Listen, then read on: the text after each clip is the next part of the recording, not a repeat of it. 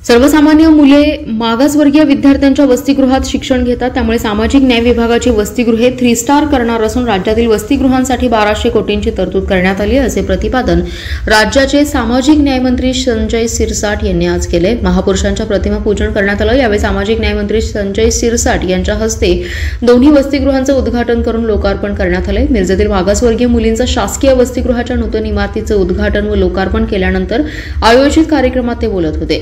यावेळी सुरेश खाडे, सुरेश वारे, सामाजिक न्याय विभागाच्या पुणे विभागाच्या प्रादेशिक उपायुक्त वंदना कोचुरे, सार्वजनिक बांधकाम विभागाचे कार्यकारी अभियंता प्रांतिकुमार मिरजकर व सहाय्यक आयुक्त समाज कल्याण मेघराज भाते उपस्थित होते। संजय सिरसाट म्हणाले, राज्यात वसतिगृहात उभारण्याची घोषणा केली आहे, त्यासाठी 1200 कोटी रुपयांची तरतूद अर्थसंकल्पात करण्यात आली आहे। शासकीय इमारतीत विद्यार्थी वसतिगृहे असावीत या दृष्टीने वाटचाल सुरू केली। भविष्यात भाडे तत्वावरील वसतिगृहे शासकीय इमारतीत व्हावीत यासाठी प्रयत्न राहील असंही ते म्हणाले। उपमुख्यमंत्री अजित पवार यांच्या नेतृत्वाखाली राष्ट्रवादी काँग्रेस पक्षाचे बांधणीसाठी 1.25 लाख सभासद नोंदणी उद्दिष्ट आहे। या निवडणुकीत पक्षाची ताकद दाखवून देऊ आणि सांगली जिल्हा पुन्हा एकदा राष्ट्रवादीचा बालेकिल्ला बनवण्यात येईल असा विश्वास नूतन जिल्हाध्यक्ष निशिकांत पाटील यांनी व्यक्त केलाय। सांगलीत इद्रिस नाईकवडी, शिवाजीराव नाईक, विलासराव जगताप, राजेंद्र अण्णा देशमुख, प्रताप पाटील यांच्या उपस्थितीत जिल्हाध्यक्ष पाटील यांनी पक्षाची दिशा कशी असेल यावर प्रकाश टाकला। यावेळी मान्यवरांच्या हस्ते पाटील यांचा जिल्हाध्यक्षपदी निवड झाल्याबद्दल सत्कार करण्यात आलाय। जिल्हाध्यक्ष पाटील म्हणाले, 10 जून नंतर अजितदादा 1 दिवसाच्या जिल्हा दौऱ्यावर येतील। त्यात प्रशासकीय प्रलंबित कामांचा आढावा, शेरी नाला, ड्रायपोर्ट आणि विमानतळासह प्रमुख विकास प्रश्नांवर चर्चा, नव्या संपर्क कार्यालयाचं उद्घाटन आणि जिल्ह्यातील प्रमुख घटकांसोबत संवाद, कायदा सुव्यवस्थेचा आढावा घेणं असे कार्यक्रम असतील। माजी खासदार संजय पाटील यांचं पुनर्वसन उपमुख्यमंत्री अजित पवार करतील असं पालकमंत्री चंद्रकांत पाटील यांनी स्पष्ट केलं होतं। त्याबाबत निशिकांत पाटील म्हणाले, पुनर्वसन करावे इतके संजय काका छोटे नाहीत, ते प्रमुख नेते आहेत, ते राष्ट्रवादीच्या चिन्हावर लढेल। आम्ही सारे एक आहोत असंही त्यांनी सांगितले। दोन्ही राष्ट्रवादी काँग्रेस एकत्र आले तर जयंत पाटील यांचं नेतृत्व तुम्ही सारे स्वीकारणार का या प्रश्नावर निशिकांत पाटील म्हणाले, जयंत पाटील यांच्या हाती काय आहे? ते प्रदेशाध्यक्ष असताना जाहीर बैठकीत पदावरून बाजूला करण्याची मागणी झाली होती। लाखांनी निवडून येणारा माणूस 12,000वर आलाय। लाखाचे 12,000 कसे होतात हे त्यांनी पाहिले, त्यामुळे त्यांच्या नेतृत्वाची चर्चा आम्ही करण्याचं कारण नाही। कृष्णा नदीच्या स्वच्छतेसाठी निर्धार फाउंडेशनचे अध्यक्ष राकेश दड्डाणवर यांच्या पुढाकाराने सांगली शहरात जनजागृती रॅली पार पडली। जय तू कृष्णे या अभियानाची सुरुवात या रॅलीतून झाली असून सांगलीकरांचा उत्स्फूर्त प्रतिसाद मिळालाय। रॅलीचं उद्घाटन जिल्हाधिकारी अशोक काकडे यांच्या हस्ते झालं। रॅलीला सकाळी मारुती चौकातून सुरू झाली ती रॅली सरकारी घाटापर्यंत फलक, घोषवाक्य आणि स्वच्छतेचा संदेश देत पुढे सरकली। विविध सामाजिक, शैक्षणिक आणि सांस्कृतिक क्षेत्रातील मान्यवरांनी सहभाग घेतलाय। जिल्हाधिकारी अशोक काकडे म्हणाले, भूतकाळातील चुका विसरून आपण एकत्र येत वर्तमान आणि भविष्य स्वच्छ बनवूयात। प्रशासन निर्धार फाउंडेशनच्या कार्याला पूर्ण सहकार्य करेल। गेल्या 2600 दिवसांपासून स्वच्छतेच्या कार्यात सातत्याने कार्यरत असलेले राकेश दड्डाणवर यांनी या रॅलीद्वारे कृष्णा नदी स्वच्छतेसाठी अधिक व्यापक स्तरावर चळवळीची सुरुवात केली आहे। सांगली जिल्ह्यातील प्रत्येक गावात जाऊन नदी स्वच्छतेसाठी विशेष मोहिमा राबवण्याचा निर्धार त्यांनी व्यक्त केला। रॅलीत इस्रोच्या चंद्रयान मोहिमेसाठी कार्य करणारे सोले स्वतःच्या व्यस्त वेळापत्रकातून वेळ काढून रॅलीत सहभागी झाले। त्यांच्या पत्नी, ज्यांना वैद्यकीय कारणास्तव 24 तास ऑक्सिजन लागतो, त्या ऑक्सिजन मशीनसह रॅलीत सहभागी झाल्या। या रॅलीमध्ये शेखर इनामदार, मकरंद देशपांडे, पोलीस उपअधीक्षक प्रनिल गिल्डा, सुगंधा कुलकर्णी, अरुणा नवले, कविता मगदूम, सुशील हडदरे यांच्यासह नागरिकांनी सहभाग नोंदवला। पलूस बस स्थानक येथे नव्या 5 बसेसचं लोकार्पण माजी मंत्री आमदार डॉ. विश्वजित कदम यांच्या हस्ते संपन्न झालं। या प्रसंगी महाराष्ट्र राज्य मार्ग परिवहन महामंडळाचा 77वा वर्धापन दिन केक कापून साजरा करण्यात आला। यावेळी विश्वजित कदम यांनी चालक, वाहक, आगार व्यवस्थापक व इतरांना सदिच्छा दिल्या। पलूस आणि परिसरातील नागरिकांसाठी अधिक सुरक्षित, वेळेवर आणि आरामदायक प्रवासाचा मार्ग आता मोकळा झालाय। नव्या बसेसमुळे ग्रामीण भागात राहणाऱ्या विद्यार्थ्यांना, शेतकऱ्यांना आणि सामान्य प्रवाशांना मोठा दिलासा मिळेल। सार्वजनिक वाहतूक सेवेचे सक्षमीकरण हीच ग्रामीण विकासाच्या शाश्वत विकासाची गुरुकिल्ली आहे, त्यामुळे त्यांना उत्तम सुविधा उपलब्ध करून देणं हे आपलं कर्तव्य आहे। या बसेसमुळे अनेक लांब पल्ल्याच्या गावांशी थेट संपर्क साधला जाईल आणि रोजगार तथा शिक्षणामुळे प्रवास करणाऱ्यांना मोठा लाभ होईल असंही विश्वजित कदम यांनी सांगितलं। यावेळी विश्वजित कदम यांनी कार्यकर्त्यांसह बसमधून सफारीचा आनंद लुटलाय।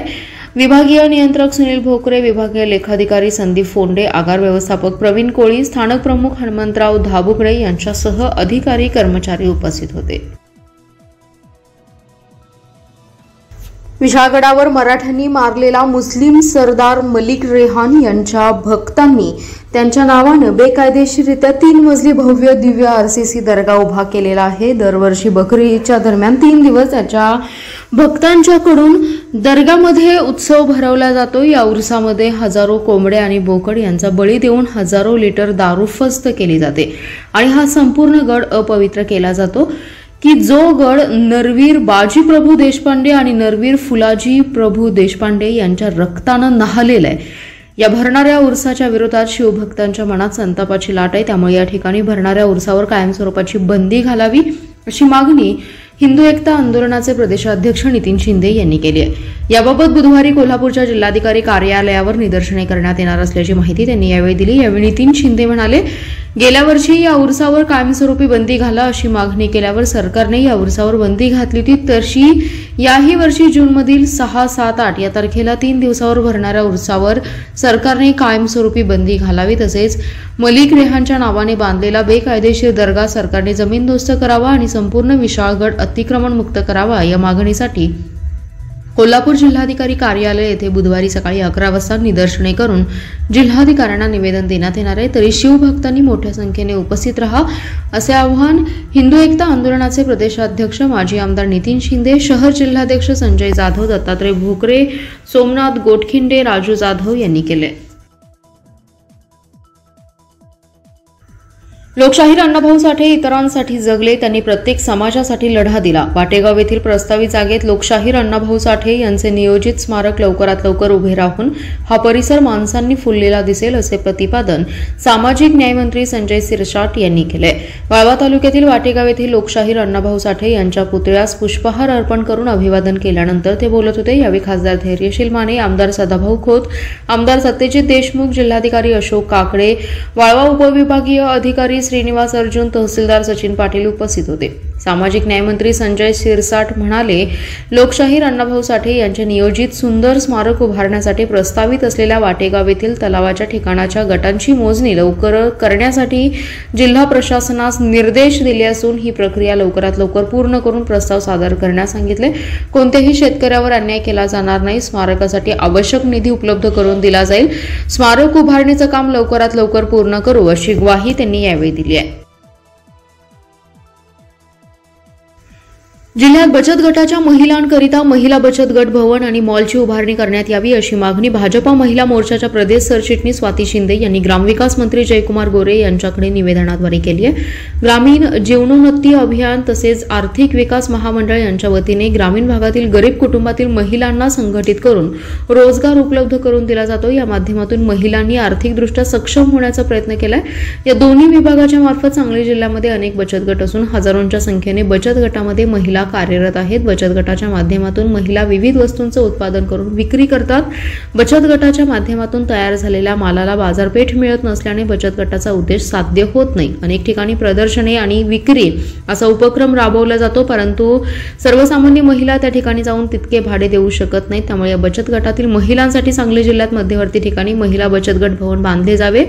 तसेच कायमस्वरूपी वर्षभर विक्रीकरिता बचत गट मॉलची संकल्पना राबवावी अशी मागणी ॲडव्होकेट शिंदे यांनी केली. यावेळी भाजप महिला मोर्चाच्या जिल्हाध्यक्ष गीतांजली ढोके पाटील, सरचिटणीस माजी नगरसेविका उर्मिला बेलवलकर, प्राची फाटक यांच्यासह पदाधिकारी उपस्थित होते.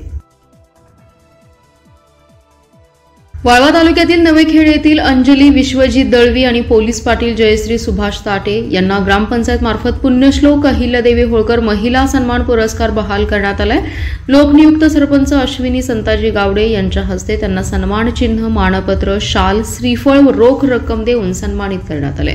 दळवी यांनी सद्गुरू फूड प्रोडक्ट्स या बचत गटाच्या माध्यमातून त्यांनी महिला संघटन आणि महिला सक्षमीकरण केले. महिलांना व्यवसाय मार्गदर्शन, रोजगाराच्या संधी, डिजिटल साक्षरता अभियानाचा प्रसार केलाय. सध्या त्यांची राष्ट्रीय नैसर्गिक शेती अभियानामध्ये कृषी सखी म्हणून निवड झाली आहे। जयश्री ताटे यांनी अनेक सामाजिक उपक्रमात सहभाग, महिला संघटन या क्षेत्रात काम केले। पुरस्काराबद्दल त्या म्हणाल्या, गेली अनेक वर्ष या क्षेत्रात केलेल्या कामाची पोहोच पावती मिळाली। निस्वार्थीपणे प्रामाणिकपणे काम करत गेल्यास निश्चितच त्याचं चीज होतं हे दिसून आले। या प्रसंगी उपसरपंच सूरज चव्हाण म्हणाले, गुणीजनाचा सत्कार करण्यामुळे त्यांना प्रोत्साहन मिळतं। जास्तीत जास्त महिलांनी सामाजिक क्षेत्रात काम करण्यासाठी सहभागी व्हावं। या प्रसंगी माजी उपसरपंच रवींद्र चव्हाण यांनी मनोगत व्यक्त केले। ग्रामविकास अधिकारी शाहरुख महाबरी, सदस्य अश्विनी चव्हाण, भारती चव्हाण, भारती जाधव, नंदिनी कदम, संगीता बादरे, सचिन नांगरे, माजी उपसरपंच राजेंद्र पाटील, संताजी गावडे यांच्यासह अन्य मान्यवर उपस्थित होते। राजेंद्र पाटील यांनी आभार मानले।